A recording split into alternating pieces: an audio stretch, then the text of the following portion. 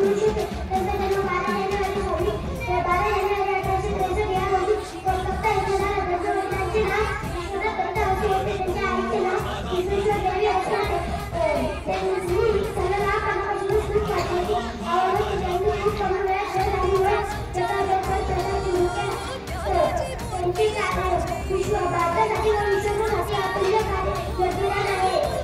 एका जागेला आम्ही रात्रीपर्यंत जागून आता महान संत स्वामी एका विषयाने दिला.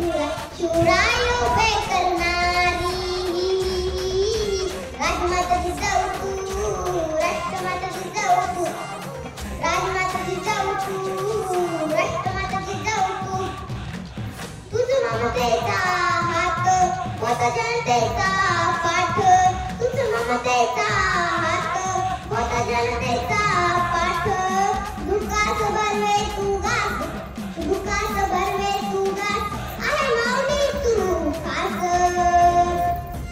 सावली तू महाराष्ट्राची राजमाताची जाऊ तू राष्ट्रमाताची जाऊ तू राजमाताची जाऊ तू राष्ट्रमाताची जाऊ तू